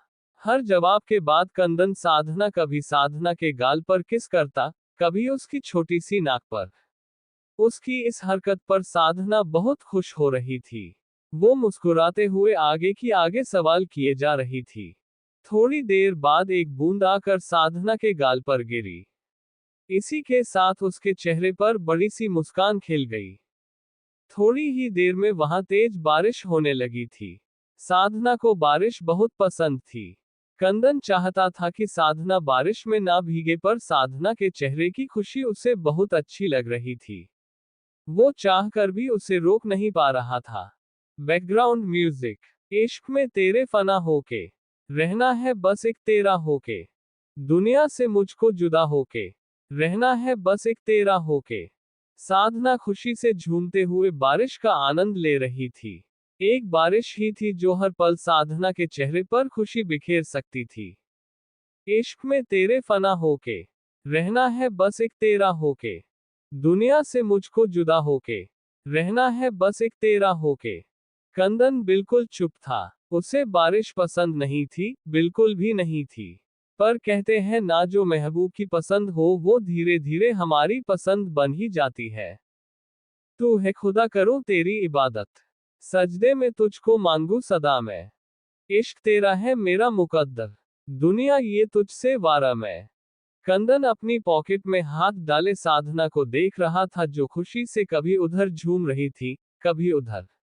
उसकी वो वाइट मैक्सी ड्रेस उसके बदन से पूरी तरह चिपक गई थी। तू है खुदा, करूं तेरी इबादत, सजदे में तुझको मांगू सदा मैं, इश्क तेरा है मेरा मुकद्दर, दुनिया ये तुझसे वारा मैं। साधना मस्ती में थी कि तभी उसकी नजर कंदन की नजरों से जा मिली। कंदन की आंखों में उसने आज जब से देखा था एक अलग एहसास था। शायद प्यार का एहसास ही था। कंदन अपना प्यार जुबां से नहीं पर नजरों से बयां कर रहा था। जिस्म से अपने रिहा होके रहना, बस एक तेरा होके। इश्क में तेरे फना होके रहना है, बस एक तेरा होके। कंदन की आंखों में ये एहसास देखकर साधना के दिल की धड़कनें बहुत जोर से शोर मचाने लगी थी। उसका शरीर कांप रहा था। उसे नहीं लगा था कि इतनी जल्दी, सिर्फ इतने ही दिनों में कंदन उसके लिए फील करने लगेगा। दिल की हर धड़कन में जानम नाम तेरा ही बसता है। रहना है मुझको तेरा अब, दिल की यही तमन्ना है। कंदन धीरे कदमों से चलते हुए साधना के पास आया। साधना के सामने आते ही वो कुछ पल रुका। पर अब वो अपनी फीलिंग्स कंट्रोल नहीं कर पा रहा था। वो चीख चीख कर साधना को कहना चाहता था कि I love your Sadhana. I love you more than anything in the world. दिल की हर धड़कन में जानम नाम तेरा ही बसता है। रहना है मुझको तेरा अब, दिल की यही तमन्ना है। पर शायद वो अभी अपनी फीलिंग्स को अपनी जुबां पर लाना नहीं चाहता था। ऐसा नहीं था कि प्यार नहीं था। था, बहुत था। इतना कि प्यार में अपनी जान दे भी दे, और किसी की जान ले भी ले। पर वो साधना के मुंह से भी हाँ सुनना चाहता था, जिसके लिए उसे शायद इंतजार था। बाहों में तेरी तबाह होके रहना है, बस एक तेरा होके। इश्क में तेरे फना होके रहना है, बस एक तेरा होके। कंदन ने साधना को अपनी गोद में उठा लिया और उसे अंदर कॉटेज में ले आया। कंदन साधना को सीधा बेडरूम में लेकर गया। बेडरूम में आते ही साधना को उसने नीचे उतारा और बिना एक पल गवाए उसने साधना की ड्रेस की बैक जिप खोल दी। साधन ने तुरंत अपनी आंखें बंद कर ली। कंदन ने साधना की ड्रेस को उसके बदन से अलग किया। उसने वो ड्रेस साइड में रखी और क्लोजेट से साधना के लिए दूसरे कपड़े लेकर आया। कंदन ने खुद उसे वो कपड़े पहनाए। कुछ ही पल में साधना के कपड़े कंदन ने चेंज कर दिए थे। कंदन ने ड्रायर से उसके बाल सुखाए। साधना चुपचाप खड़ी थी, पर अभी उसकी आंखों में आंसू थे। जब कंदन वहां से जाने लगा तभी उसकी नजर साधना के लाल होते चेहरे पर गई। उसने साधना के चेहरे को अपने हाथों में थामते हुए कहा, क्या हुआ? तुम रो क्यों रही हो? कहीं कोई प्रॉब्लम हो रही है? इसलिए मैं चाहता था कि तुम बारिश में ना भीगो, पर मैं तुम्हें रोक भी नहीं पाया। रुको तुम, मैं डॉक्टर। कंदन साधना की फिक्र में बोलता ही जा रहा था कि साधना ने अचानक से कहा, क्यों कर रहे हैं आप ये सब मेरे साथ? उसकी बात पर कंदन कंफ्यूज हो गया था। साधना ने अपनी आंखों में आंसू लिए हुए रुंधे गले से कहा, आदत नहीं है मुझे ऐसे प्रिंसेस ट्रीटमेंट। क्यों आप मुझे ऐसे ट्रीट कर रहे हैं? आज तक मैं खुद का ध्यान खुद रखती आई हूँ। किसी ने कभी मेरी परवाह नहीं की, तो फिर आप क्यों? क्यों? कहते हुए अब वो और भी ज्यादा रोने लगी थी। साधना की हालत देखते हुए कंदन को बहुत गुस्सा आ रहा था, अपनी फैमिली पर। सिर्फ कंदन की फैमिली की वजह से आज साधना की ये हालत थी। उसे ढंग से माँ बाप का प्यार नहीं मिल पाया। छोटी सी उम्र में वो कोमा तक 2 साल रही। उसकी याददाश्त जा चुकी थी। उसका सब कुछ खो गया था। फैमिली नहीं थी तो कभी किसी और ने उसकी परवाह नहीं की। अगर कोई की है एहसान करता भी था तो सिर्फ साधना को गंदी नजर से देखने के लिए करता था। ये सब बातें कंदन को साधना की इंफॉर्मेशन के टाइम पता चली थी। कंदन ने एक गहरी सांस ली और उसने साधना को बेड पर बिठाया। कंदन खुद पंजों के बल उसके सामने बैठा। साधना अभी भी रो रही थी। शायद उसे सच में इतनी केयर की आदत नहीं थी। कभी किसी ने की ही नहीं थी। पर कंदन का ये बिहेव उसे हर रोज परेशान कर रहा था। आज तक जितने भी उसकी जिंदगी में आए थे, जो उसकी फिक्र करते थे, उसके माँ बाप दादी सब उसे छोड़कर जा चुके थे। साधना नहीं चाहती थी कि कंदन भी उसे अपनी इतनी आदत लगवा दे और फिर उसे छोड़कर चला जाए। कंदन ने साधना के हाथ को अपने हाथ में लेते हुए कहा, मैंने कहा ना तुमसे कि मेरी आंखों में देखो। मेरी आंखें झूठ नहीं बोल रही। तुम्हें कभी खुद से दूर नहीं जाने दूंगा। और ना ही तुम्हारी फैमिली की तरह तुम्हें अपनी आदत लगवा कर छोड़कर चला जाऊंगा। ट्रस्ट मी, आताल पाताल एक कर दूंगा पर तुम्हारा हाथ कभी नहीं छोड़ूंगा। उसकी बात कम एक वादा ज्यादा लग रही थी साधना को। साधना धीरे धीरे सिसकने लगी थी। उसने सिसकते हुए कहा, आप पक्का नहीं जाएंगे ना? मैं नहीं रह पाऊंगी आपके बिना। प्लीज मुझे कभी अकेला मत छोड़ना।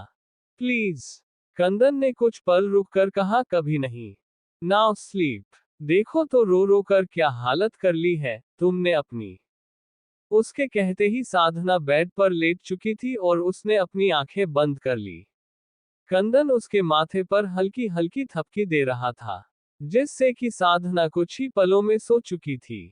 कंदन ने साधना के माथे पर अपने होठ रखकर उसे हल्का चूम लिया और वहां से उठकर वॉशरूम चला गया। साधना के साथ वो भी भीग चुका था तो उसे भी कपड़े चेंज करने की जरूरत थी। साधना नहीं चाहती थी कि कंदन भी उसे अपनी इतनी आदत लगवा दे और फिर उसे छोड़कर चला जाए। कंदन ने साधना के हाथ को अपने हाथ में लेते हुए कहा, मैंने कहा ना तुमसे कि मेरी आंखों में देखो। मेरी आंखें झूठ नहीं बोल रही। तुम्हें कभी खुद से दूर नहीं जाने दूंगा। और ना ही तुम्हारी फैमिली की तरह तुम्हें अपनी आदत लगवा कर छोड़कर चला जाऊंगा। ट्रस्ट मी, आताल पाताल एक कर दूंगा पर तुम्हारा हाथ कभी नहीं छोड़ूंगा। उसकी बात कम एक वादा ज्यादा लग रही थी साधना को। साधना धीरे धीरे सिसकने लगी थी। उसने सिसकते हुए कहा, आप पक्का नहीं जाएंगे ना? मैं नहीं रह पाऊंगी आपके बिना। प्लीज मुझे कभी अकेला मत छोड़ना। प्लीज। कंदन ने कुछ पल रुककर कहा, कभी नहीं। Now sleep. देखो तो रो रो कर क्या हालत कर ली है तुमने अपनी। उसके कहते ही साधना बेड पर लेट चुकी थी और उसने अपनी आंखें बंद कर ली। कंदन उसके माथे पर हल्की हल्की थपकी दे रहा था, जिससे कि साधना कुछ ही पलों में सो चुकी थी। कंदन ने साधना के माथे पर अपने होठ रखकर उसे हल्का चूम लिया और वहां से उठकर वॉशरूम चला गया। साधना के साथ वो भी भीग चुका था तो उसे भी कपड़े चेंज करने की जरूरत थी। अगली सुबह साधना जब सोकर उठी तो वो एकदम से भागकर वॉशरूम चली गई। कंदन वहीं था, वो सोफे पर बैठा हुआ था। फोन पर कुछ ऑफिस का काम कर रहा था। वो कह रहा था कि उसे यहाँ पर बिजनेस रिलेटेड कोई काम नहीं करना। पर उसकी इतनी बड़ी इंटरनेशनल कंपनी थी, जिसे वो ज्यादा देर के लिए इग्नोर नहीं कर सकता था। इसलिए साधना सो रही थी तो वो सुबह से अपने काम पर लगा हुआ था। कंदन ने तुरंत अपना फोन कॉफी टेबल पर रखा और साधना के पीछे वॉशरूम में चला आया। साधना सिंक के पास खड़ी वॉमिटिंग कर रही थी। कंदन तुरंत उसकी पीठ पर हाथ फेरते हुए उसे संभालने की कोशिश कर रहा था। कुछ पल साधना वैसे ही वॉमिटिंग करती रही। उसे आज कितने दिनों बाद मॉर्निंग सिकनेस हुई थी। नहीं तो वो तो भूल ही गई थी कि वो प्रेग्नेंट है। साधना जब वॉमिटिंग कर चुकी तो कंदन ने खुद उसका फेस वॉश किया और उसे गोद में उठाकर बेड पर ले आया। इतनी सी देर में साधना की हालत बुरी हो गई थी। यही होता था प्रेगनेंसी में, या तो पूरा पूरा महीना कुछ नहीं होगा, या फिर जब होता है तो जान जाती है। साधना का चेहरा इतने में ही बुझ सा गया था। कंदन ने साधना को बेड पर लिटाया और उसने सीधा किसी को कॉल लगा दिया। कंदन ने साधना को लेटने का इशारा किया और वहां से बाहर चला गया। कंदन ऑन कॉल बोला, डॉक्टर शिवी, मेरी वाइफ साधना, उससे पिछले 15 में आज अभी कुछ देर पहले वॉमिटिंग हुई, और वॉमिटिंग के जस्ट बाद से उसे बहुत वीकनेस हो रही है। वो अपने पैरों पर खड़ी भी नहीं हो पा रही। दूसरी तरफ से डॉक्टर शिवी ने कहा, मिस्टर सूर्यवंशी, आपकी वाइफ प्रेग्नेंट है और उनका पहला ट्राइमेस्टर पूरा होने वाला है। और इन दिनों में ये सब होना नॉर्मल बात है। कभी कभी उनके साथ सुबह सुबह ये होगा ही। आप उन्हें इंटेंट एनर्जी के लिए ड्रिंक दे सकते हैं या फिर लेमन वाटर इज बेस्ट। उससे उन्हें काफी आराम मिलेगा। कंदन ने ओके बोलकर कॉल कट कर दिया। कुछ देर बाद वो साधना के पास वापस आया। उसने साइड टेबल पर लेमन वाटर का गिलास रखा और साधना को उठने में हेल्प की। साधना के उठते ही उसने उसके आगे गिलास कर दिया।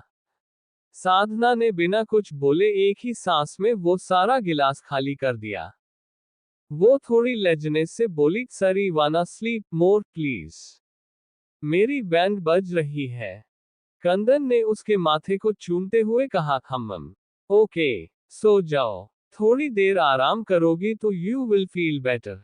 उसके इतना कहते ही साधना बेड पर सीधी लेट गई और दोबारा से सो गई। उसे बहुत चक्कर आ रहे थे। थोड़ी देर सोने के बाद उठेगी तो शायद उसे बेहतर लगे। साधना के दोबारा सोते ही कंदन ने उसे ब्लैंकेट से कवर किया और कमरे से बाहर निकल आया। वहीं दूसरी तरफ इंडिया में सारिका और तृप्ति जी सूरज जी और अनिरुद्ध के साथ दादीसा को मिलने के लिए हॉस्पिटल आए हुए थे। वो सब अभी दादीसा के वार्ड में बैठे हुए थे। वो एक वीआईपी वार्ड था। वहां वार्ड के अंदर सोफे लगे हुए थे। वहीं पर वो चारों बैठे हुए थे। दादीसा दिखने में तो पहले से काफी इम्प्रूव्ड लग रही थी। वो खुद कह रही थी कि अभी वो ठीक है और उन्हें अपने घर वापस जाना है। इसीलिए डॉक्टर अभी उनकी दोबारा से रिपोर्ट्स चेक कर रहे थे, ताकि वो डिसाइड कर सके कि उन्हें डिस्चार्ज करना है या नहीं। वो सब लोग वार्ड में बैठे डॉक्टर का इंतजार कर रहे थे कि तभी डॉक्टर वार्ड में इंटर हुआ। डॉक्टर ने कुछ पल रुककर कहा, मिस्टर सूर्यवंशी, मैडम सूर्यवंशी की हेल्थ पहले से काफी रिकवर्ड है, तो फिर हम उन्हें डिस्चार्ज कर रहे हैं। पर कुछ प्रिकॉशन है जो उन्हें अभी भी यूज करने की जरूरत है, बस उन्हीं बातों का ध्यान रखना है। बाकी मैडम सूर्यवंशी का हार्ट अभी बहुत सही वर्किंग में है। कुछ ही देर में डिस्चार्ज पेपर रेडी हो चुके थे और दादीसा को हॉस्पिटल से डिस्चार्ज मिल गया था। सूर्यवंशी महल आते ही दादीसा की नजरें कामना को ढूंढ रही थी। उन्हें पता था कि कंदन तो अभी ऑफिस होगा, पर कामना, वो भी उन्हें कहीं दिख नहीं रही थी। दादीसा ने तृप्ति जी को देखते हुए कहा, तृप्ति बहू, हमारी बहू कामना कहाँ है, कहीं दिखाई नहीं दे रही। वो सब लोग वार्ड में बैठे डॉक्टर का इंतजार कर रहे थे कि तभी डॉक्टर वार्ड में इंटर हुआ। डॉक्टर ने कुछ पल रुककर कहा, मिस्टर सूर्यवंशी, मैडम सूर्यवंशी की हेल्थ पहले से काफी रिकवर्ड है, तो फिर हम उन्हें डिस्चार्ज कर रहे हैं। पर कुछ प्रिकॉशन है जो उन्हें अभी भी यूज करने की जरूरत है, बस उन्हीं बातों का ध्यान रखना है। बाकी मैडम सूर्यवंशी का हार्ट अभी बहुत सही वर्किंग में है। कुछ ही देर में डिस्चार्ज पेपर रेडी हो चुके थे और दादीसा को हॉस्पिटल से डिस्चार्ज मिल गया था। सूर्यवंशी महल आते ही दादीसा की नजरें कामना को ढूंढ रही थी। उन्हें पता था कि कंदन तो अभी ऑफिस होगा, पर कामना, वो भी उन्हें कहीं दिख नहीं रही थी। दादीसा ने तृप्ति जी को देखते हुए कहा, तृप्ति बहू, हमारी बहू कामना कहाँ है, कहीं दिखाई नहीं दे रही। तृप्ति जी के साथ साथ बाकी सब भी सोचने लगे थे कि आखिर मासा को क्या जवाब दे। तभी सारिका ने मुस्कुराते हुए कहा, माँ, बच्चों की नई नई शादी हुई है। दोनों अपने हनीमून पर गए हुए हैं।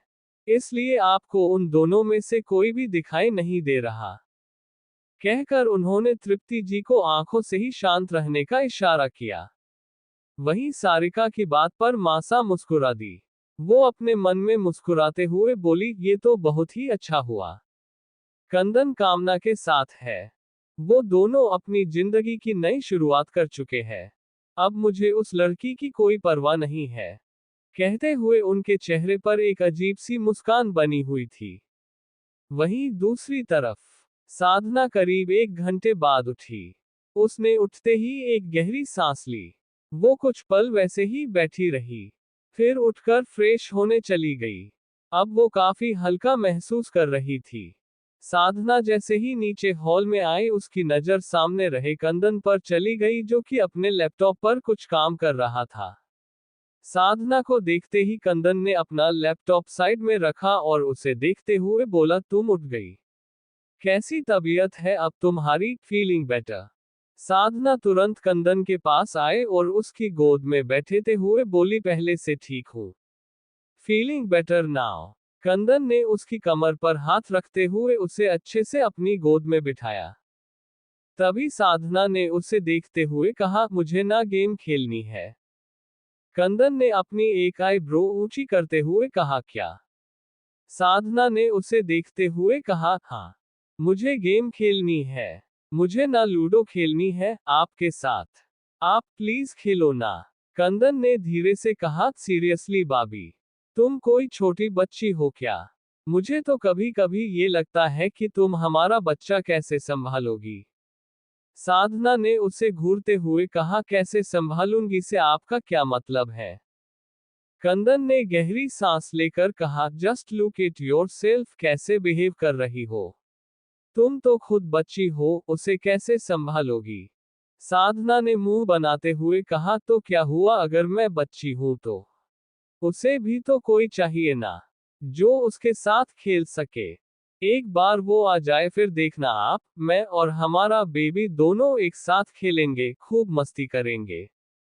कहते हुए वो खुलकर मुस्कुरा रही थी। कंदन ने एक गहरी सांस लेकर कहा, ओके, खेलते हैं। पर उससे पहले तुम खाना खा लो। साधना ने उसे मना करते हुए कहा, नहीं नहीं, पहले आप खेलो, उसके बाद मैं खाना खाऊंगी। कंदन ने उसे घूरते हुए कहा, पहले खाना खाओ, उसके बाद खेलेंगे, नहीं तो नहीं।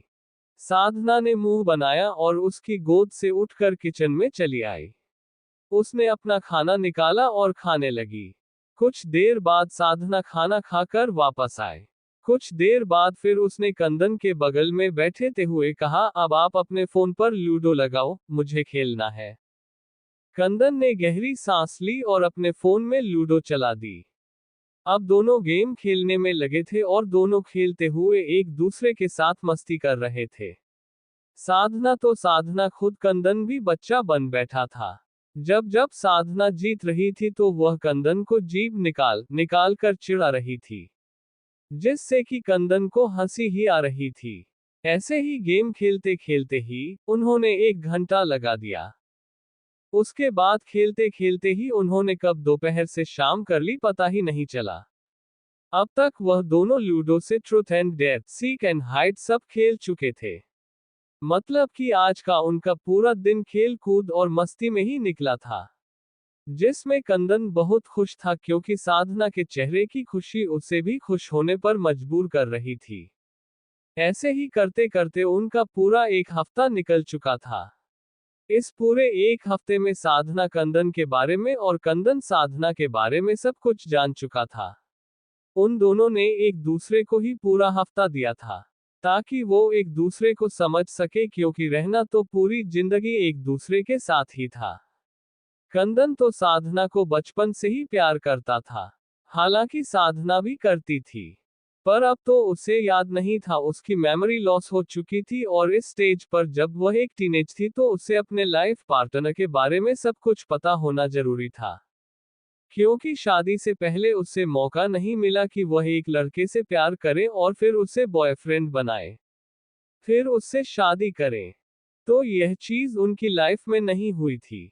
उनकी लाइफ में डायरेक्ट मैरिज हुई। उस वक्त हालात साधना के लिए ऐसे थे कि उसकी शादी अरेंज होकर भी अरेंज नहीं थी, लव तो उसकी तरफ से था भी नहीं। तो बस ये उसके लिए एक मौका था जब वो अपने पति के बारे में जान रही थी। इसके बाद अब वह इस पूरे हफ्ते में एक दूसरे को अच्छी तरह से जान चुके थे, वो भी एक दूसरे के मुंह से। कंदन ने साधना को बचपन की बहुत सी यादें बताई थी, पर साधना का उसने जिक्र नहीं किया था क्योंकि वह नहीं चाहता था कि अभी साधना को कोई भी सच्चाई पता चले, और ना ही वह ये चाहता था कि वह साधना के रूप में किसी और लड़की का जिक्र करे कि साधना को कोई गलतफहमी हो। साधना ने भी खुद अपने मुंह से सब कुछ उससे बताया था जितना कि उसे याद था, उसके और उसके माँ बाप के एक्सीडेंट के बाद की सारी चीजें। वैसे तो साधना जानती थी कि कंदन को सब कुछ पता है, पर फिर भी उसने उससे हर लिटिल थिंग शेयर करी थी। इस पूरे 1 हफ्ते में उन दोनों ने हर वो पल जिया था जो उन दोनों को एक दूसरे से बेइंतहा प्यार करा सके। कंदन तो पहले से ही साधना के प्यार में पागल था, पर अब साधना भी धीरे धीरे इश्क की सीढ़ी चढ़ने लगी थी। इस हफ्ते में कंदन एक नॉर्मल कंदन बन चुका था। वो अपनी एरोगेंस को साइड में रखकर साधना के साथ एक नॉर्मल लाइफ जी रहा था। वो इस पूरे हफ्ते में जितना हंसा था, मुस्कुराया था, शायद ही कभी हंसा हो। इस कंदन को अगर कोई दूसरा वो इंसान देखता जो कंदन के गुस्से से डरता हो, तो वो इंसान कंदन से डरना भूल जाता। पूरा हफ्ता अपनी न्यूली मैरिड लाइफ को एंजॉय करने के बाद कंदन और साधना आज यहां से निकल चुके थे। कंदन ड्राइविंग सीट पर बैठा हुआ ड्राइव कर रहा था और साधना उसके बगल में बैठी हुई बाहर देख रही थी। साधना ने कंदन को देखते हुए कहा, सर अभी हम कहाँ जा रहे हैं? मतलब आपके घर, या आपके मॉम डैड के घर? कंदन ने उसे एक नजर देखा और फिर सामने देखते हुए बोला, फिलहाल के लिए हम दोनों हॉस्पिटल जा रहे हैं। साधना ने उसे देखते हुए कहा, पर हॉस्पिटल क्यों जाना है? कंदन ने सामने देखते हुए कहा, भाभी तुम भूल रही हो कि तुम्हारा फर्स्ट ट्राइमेस्टर पूरा हो चुका है, इसलिए तुम्हारे मंथली चेकअप के लिए हॉस्पिटल जा रहे हैं। साधना ने धीरे से हाँ में सिर हिलाते हुए ओके कहा और वापस बाहर देखने लगी। कुछ देर बाद वो दोनों मुंबई के सबसे बड़े हॉस्पिटल पहुंच चुके थे। कंदन साधना को उसी हॉस्पिटल में लाया था जहां से पहले भी डॉक्टर शिवी के साथ साधना कंसल्ट कर चुकी थी। कुछ देर बाद वह दोनों डॉक्टर शिवी के केबिन में थे।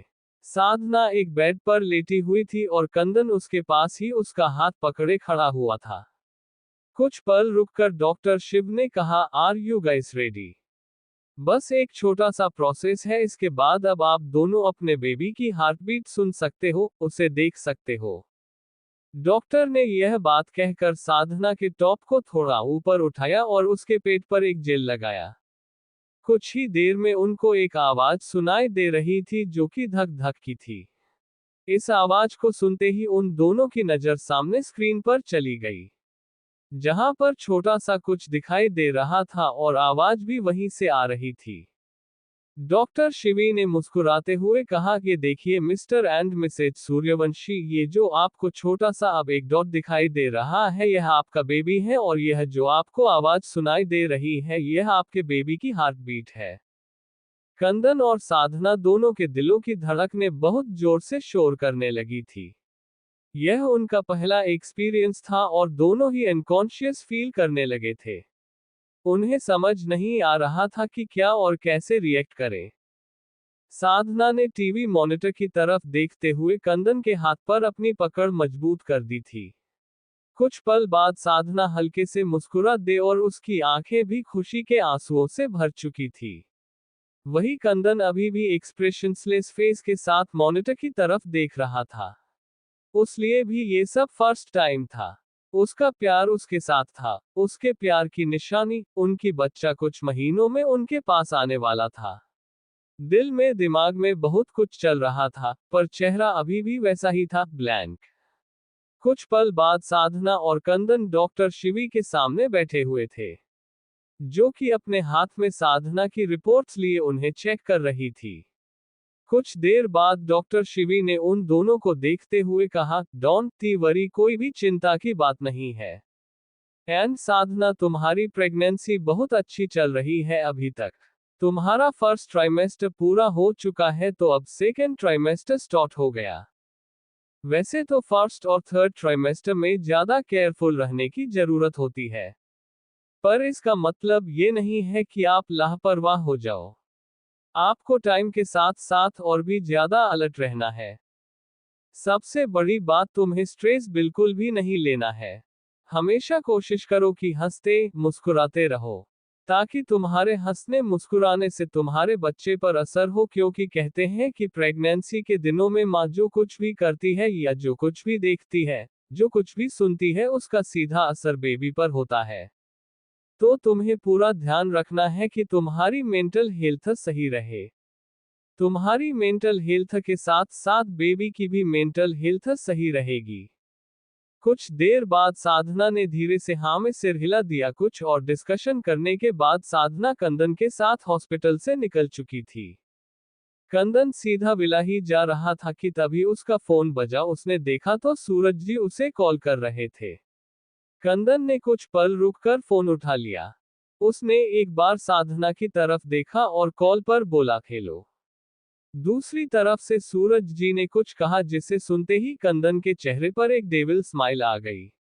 उसने फोन डैशबोर्ड पर रखा और साधना को देखा, जो कि अपनी आंखों में चमक के साथ आंसू लिए अपने बेबी को देख रही थी। उसके हाथ में उसकी पहली सोनोग्राफी थी। भले ही उसमें कुछ खास दिखाई नहीं दे रहा था, पर मां होने के नाते वो समझ पा रही थी कि उसका बेबी कहाँ है। कंदन ने गाड़ी की डायरेक्शन चेंज करते हुए धीरे से कहा, why are you crying baby. Sadhana ने उसे अपनी आंखों में चमक के साथ आंसू लिए हुए देखा और बोली, मैं ना हमारे बेबी को इमेजिन करने की कोशिश कर रही हूँ, मतलब कि वो कैसा दिखता होगा। उसके छोटे छोटे हाथ, पाँव, मैं सब कुछ इमेजिन करने की कोशिश कर रही हूँ।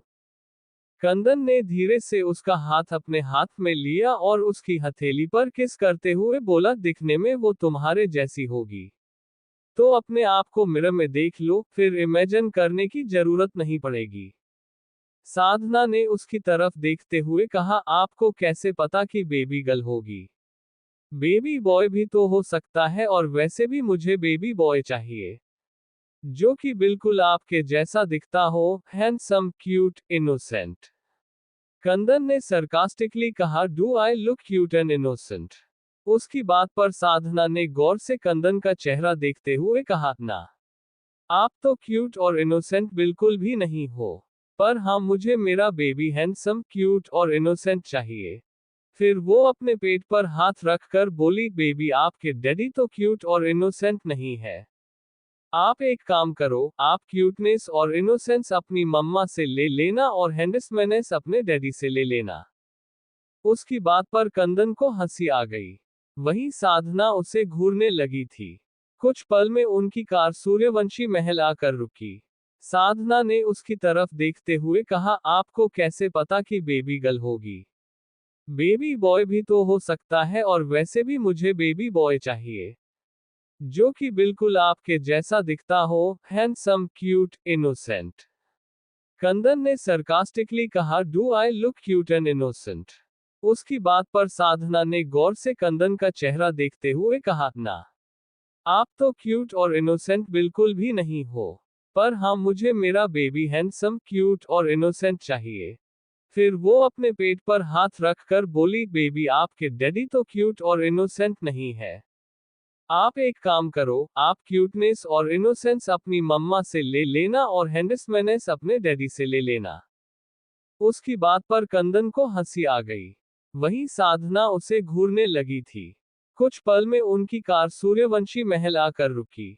रघुवंशी महल आते ही साधना की नजर सामने चली गई। पूरा रघुवंशी परिवार साथ में मल्होत्रा परिवार हॉल में बैठे हुए थे। साधना मुस्कुराते हुए सबको देख रही थी, पर अचानक से उसकी नजर एक जगह गई। उसके मुंह से एकदम से निकला, दादी सा। इसी के साथ साधना बेहोश हो चुकी थी।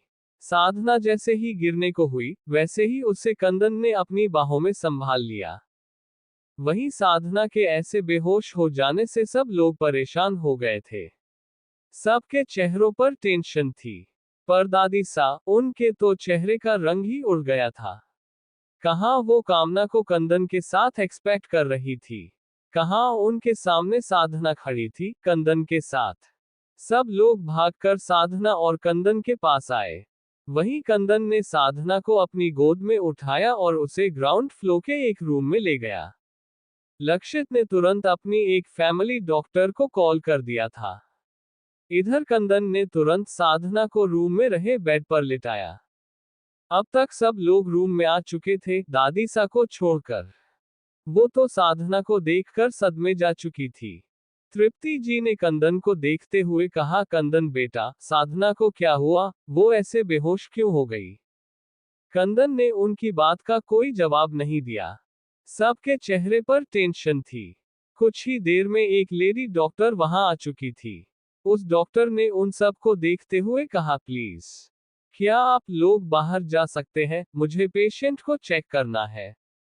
उनके इतना कहते ही एक एक कर सब लोग रूम से जा चुके थे। पर कंदन वहीं था। उसके चेहरे से लग भी नहीं रहा था कि वो जाने वाला है। उस डॉक्टर ने एक बार कंदन को देखा, फिर वो साधना का चेकअप करने लगी। इधर जैसे ही सब लोग बाहर आए, उन सब की नजर दादी पर चली गई।